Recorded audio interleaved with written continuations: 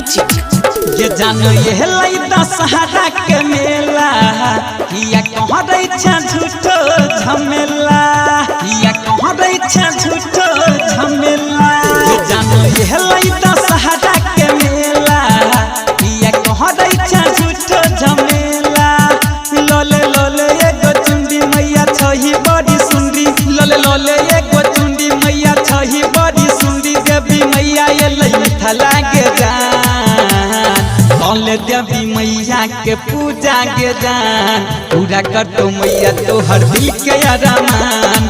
कौले देवी मैया के पूजा के जान पूरा कर तो मैया तो हर दिल के अरमान। दिल के अरमान दिल के अरमान पूरा कर तो मैया तो हर दिल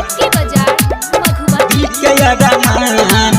9 दिन नवरात्र में कॉल है उपास गे पर जब भक्ति में मैया के खास गे सुन ले तो मैया जब तो हर पुकार गे जे तू नहीं मेहनत तो हर बेकार गे जे तू नहीं मेहनत तो हर बेकार गे। 9 दिन नवरात्र में कॉल है उपास गे पर जब भक्ति में मैया के खास गे सुन ले तो मैया जब तो हर पुकार गे जे तू नहीं मेहनत तो हर बेकार गे तो हर बेकार गे। मैया के शरण पूजल न तू चरण एला मैया के शरण पूजल न तू चरण देवी मैया एलै मिथिला के जान। कल देवी मैया के पूजा के जान पूरा कर तो मैया तो हर दिल के अरमान। कल देवी मैया के पूजा के जान पूरा कर तो मैया तो हर दिल के अरमान। दिल के अरमान दिल के अरमान पूरा कर तो मैया तो हर दिल के अरमान। और हुला फुलबा से डाला सजई है शिवहा राजा के संगे तू जई है मैया दुआरी पर घंटी बजई है राजेश संगे मैं के चुनरी चढ़ई है राजेश संगे मैं के चुनरी चढ़ई है।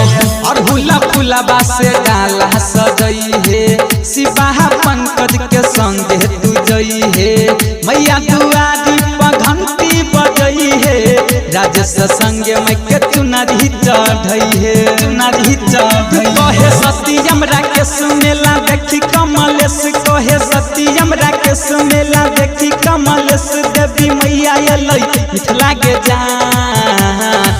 कल देवी मैया के पूजा के जान पूरा कर तो मैया तो हर दिल के अरमान।